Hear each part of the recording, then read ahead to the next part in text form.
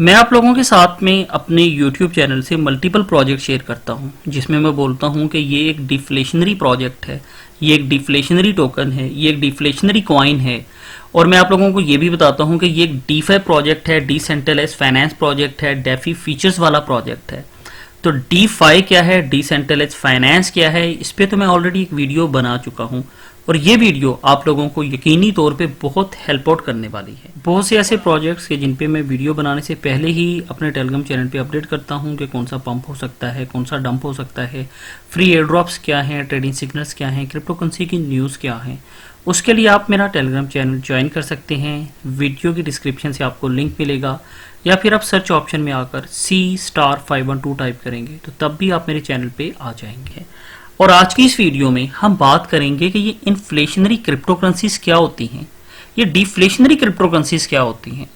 अगर आप लोग क्रिप्टोकरेंसी से कमाना चाहते हैं तो आपको इसकी अलिफ बे को जानना होगा, खुद को एजुकेट करना होगा, सो दैट आप हम यूट्यूबर्स पे कभी भी डिपेंड ना करें और खुद से ही चीज़ों को समझ सकें।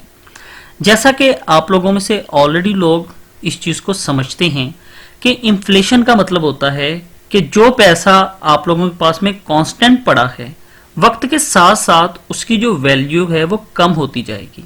जैसा कि 1990 में जो चीज़ें हम 100 रुपए की खरीद सकते थे, मगर क्या आज 2022 में हम 100 रुपए की उतनी ही अशिया ला सकते हैं या नहीं ला सकते हैं? तो जवाब है 100% नो, क्योंकि आज उस 100 रुपए की वो वैल्यू नहीं रही है।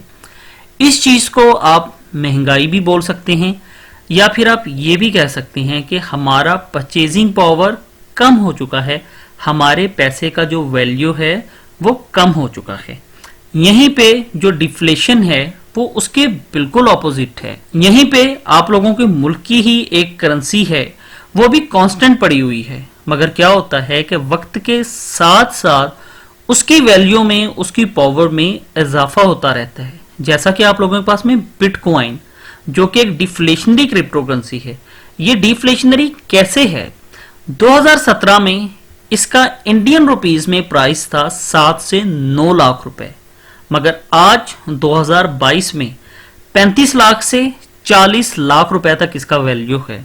क्योंकि ये एक डिफ्लेशनरी क्रिप्टोकरेंसी है, इसका वैल्यू वक्त के साथ साथ इंक्रीज ही होता रहेगा। अब आप लोगों को यहाँ पे एक पॉइंट को समझना है। क्रिप्टोकरेंसी की दुनिया में इसकी जो प्राइस है वो इन्वर्सली प्रोपोर्शनल होती है स्कैर्सिटी की। जैसा कि कोई एक ऐसा प्रोजेक्ट जिसमें उन टोकन्स की, उन कॉइन्स की जो तादाद है वो बहुत ज्यादा है, तो होगा क्या, ईच कॉइन की जो वैल्यू है वो उतनी ही कम होगी। इसके मुकाबले में कोई एक ऐसी क्रिप्टोकरेंसी है कि जिसकी टोटल तादाद लिमिटेड है, तो क्या होगा कि ईच कॉइन का जो वैल्यू है वो उतना ही ज्यादा होगा, जैसा कि बिटकॉइन। अब इस चीज को मद्देनजर रखते हुए मल्टीपल कंपनीज मुख्तलिफ किस्म की टेक्निक्स लेकर आती हैं कि इसे कैसे डिफ्लेट किया जाए। तो यहाँ पे हमारे पास में जो एक बेहतरीन फीचर है, बेहतरीन टेक्निक है, उसे बोलते हैं बर्न करना।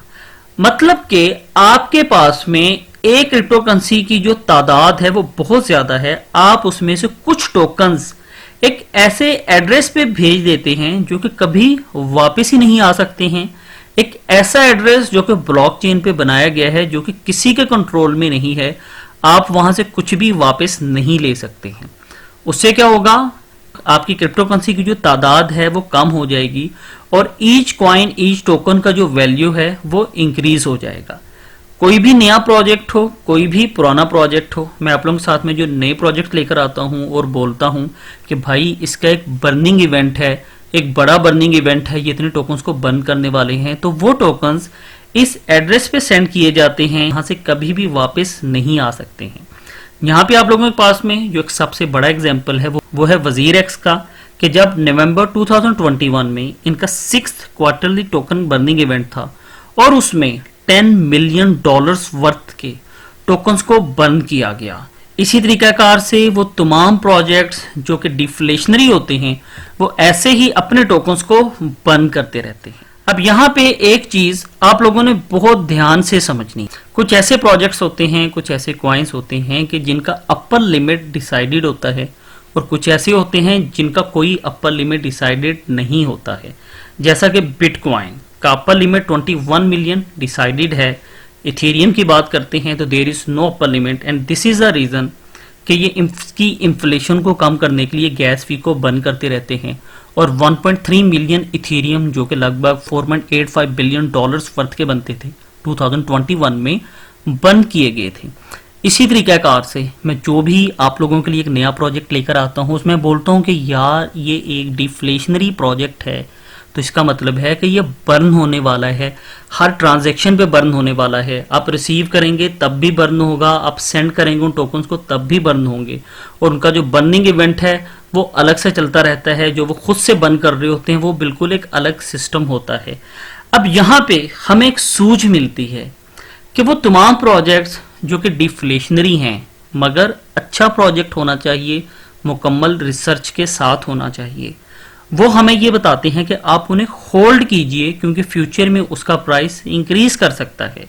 और वो प्रोजेक्ट जो कि इन्फ्लेशनरी प्रोजेक्ट हैं जहां पे कोई अपर लिमिट नहीं है वहां पे उनका जो प्राइस है वो फ्यूचर में डिक्रीज भी हो सकता है और हमें ये सूझ मिलती है कि आप उसे वक्त के साथ साथ में सेल भी कर सकते हैं। मैंने ये जो बात की है ओवरऑल सिस्टम पे बात की है, आप लोगों ने बिटकॉइन और इथेरियम को माइंड से निकाल कर सोचना है।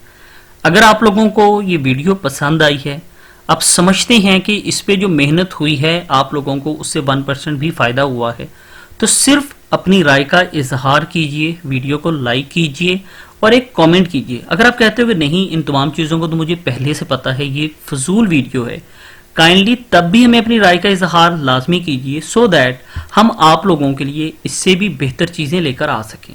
तो मुलाकात होती है एक नई वीडियो एक नई प्रोजेक्ट के साथ। तब तक के लिए मुझे इजाज़त दीजिए।